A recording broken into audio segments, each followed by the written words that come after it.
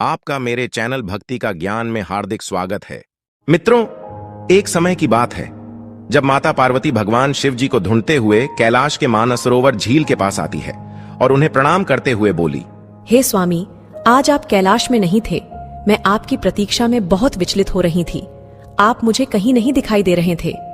हे प्राणनाथ, आप मुझे कोई ऐसा वरदान दे कि मैं सदैव आपके साथ रहूंगी और जब भी मुझे आपकी याद आए तो मैं स्वयं वहां पर अपनी दिव्य शक्ति से उपस्थित रहूं।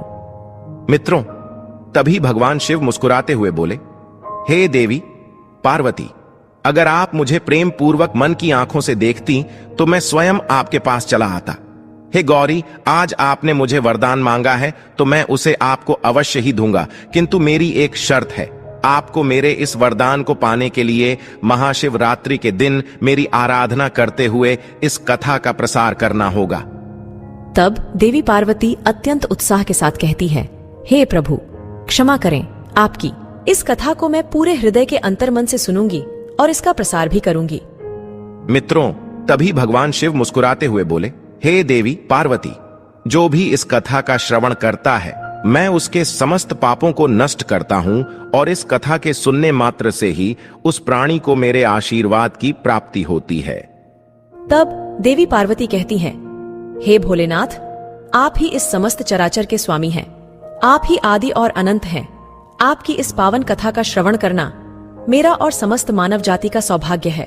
कृपा करें और इस पवित्र शिवलीला कथा, जिसे सुनने मात्र से अमृतपान के समान सुख की प्राप्ति हो, उसे सुनाई। मित्रों, भगवान शिव कहते हैं, हे देवी पार्वती, प्राचीन काल में एक शिकारी वन्य जीवों का शिकार कर अपने कुटुंब का पालन पोषण करता था। वह हर दिन जंगल में जाकर शिकार करता था। यही उसका नित्य काम था। इसे करते करते वह अत्यंत पापी, निर्दयी और निष्ठुर बन चुका था। मानो जैसे कि वह जंगली बाघ की भांति जंगली जानवरों को मार कर खाता था। उसके पाप बहुत बढ़ चुके थे। फिर एक दिन की बात है, वह जंगल में शिकार के लिए निकला, किंतु दिन भर भाग दौड़ करने पर भी उसे कोई शिकार प्राप्त न हुआ। वह भूख प्यास से व्याकुल होने लगा और शिकार की तलाश में चलते चलते वह एक तालाब के किनारे बेल वृक्ष पर चढ़कर अपना पड़ाव बनाने लगा। मित्रों, उसी बेल वृक्ष के नीचे एक शिवलिंग था जो बिल्व पत्रों से ढका हुआ था और शिकारी इस बात से बिल्कुल अनजान था। फिर संध्या समय वह शिकारी स्वयं के छिपने के लिए पड़ाव बनाते बनाते उसने जो कुछ उस पेड़ की पत्तियां और टहनियां तोड़कर नीचे गिराई, वे संयोग से उस शिवलिंग पर जा गिरी। शिकार की राह देखता देखता वह बिल्व पेड़ से पत्ते तोड़ तोड़ कर शिवलिंग पर अनजाने में अर्पित करता गया। उसी दिन महाशिवरात्रि का दिन था और वह दिन भर भूखे प्यासे शिकारी का व्रत भी हो गया और शिवलिंग पर बेलपत्र भी चढ़ गए। इस तरह वह अनजाने में किए गए पुण्य का भागी बन गया और अभी रात्रि हो चुकी थी। मित्रों, भगवान शिव कहते हैं, हे देवी पार्वती, रात्रि का एक पहर व्यतीत होने पर एक गर्भिणी हिरनी तालाब पर पानी पीने आई।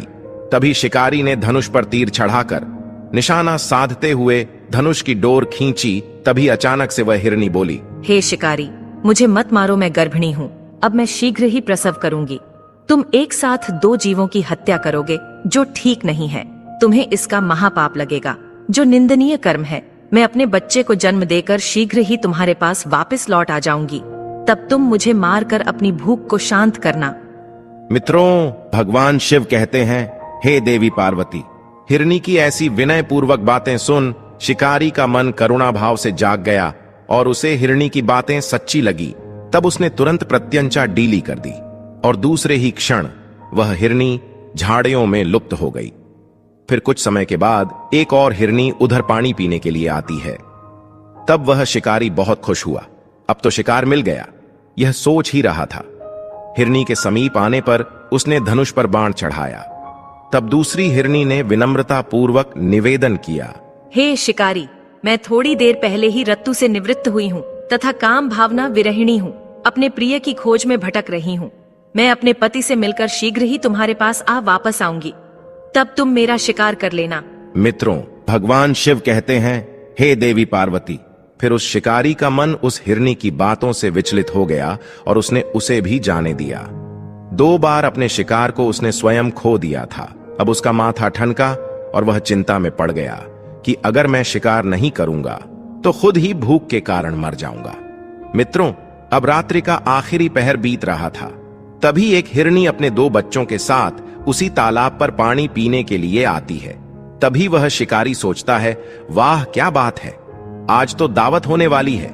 यह कैसा दुर्लभ सुवर्ण अवसर आया है। और फिर से उसने धनुष पर तीर चढ़ाया। वह तीर छोड़ने ही वाला था कि वह हिरनी बोली, हे शिकारी, मैं इन बच्चों को इनके पिता के हवाले कर लौट आऊंगी। कृपा करो और मुझ पर दया दिखाओ। आप इस समय मुझे मत मारो। इन्हें छोड़कर मैं स्वयं आपके पास वापस आ जाऊंगी। मैं इस संसार को साक्षी मानकर आपको वचन देती हूँ। फिर भगवान शिव कहते हैं, हे देवी पार्वती, हिरनी के ऐसे वचन सुन। शिकारी खूब हंसा और बोला, सामने आए शिकार को छोड़ दूं? मैं ऐसा मूर्ख नहीं हूं। इससे पहले मैं 2 बार अपना शिकार खो चुका हूं। मेरी भी पत्नी और बच्चे भूख से तड़पकर व्याकुल हो रहे होंगे। तब उत्तर में हिरनी ने कहा, जैसे तुम्हें अपने बच्चों की ममता सता रही है, ठीक वैसे ही मुझे भी अपने बच्चों की चिंता है।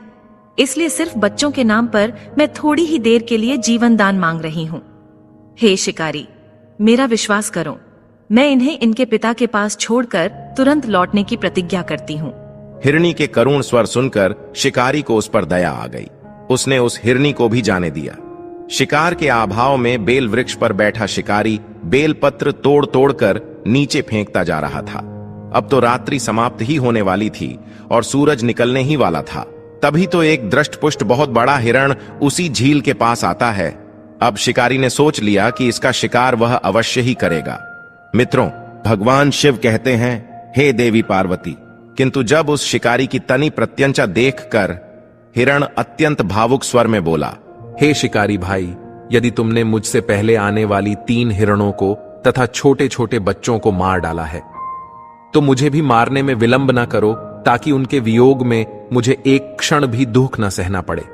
मैं उन्हीं हिरनियों का पति हूं। यदि तुमने उन्हें जीवन दान दिया है तो मुझे भी कुछ क्षण जीवन दान देने की कृपा करो।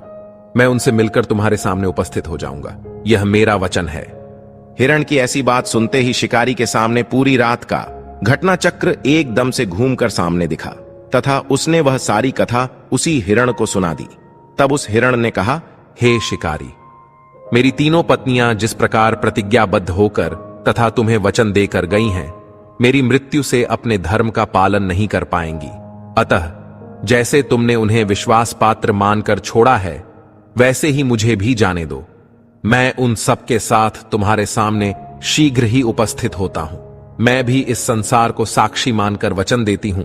मित्रों, भगवान शिव कहते हैं, हे देवी पार्वती, उपवास, रात्रि जागरण तथा शिवलिंग पर बेलपत्र चढ़ाने से शिकारी का हिंसक हृदय निर्मल हो गया था। उसमें भगवद शक्ति का वास हो गया था।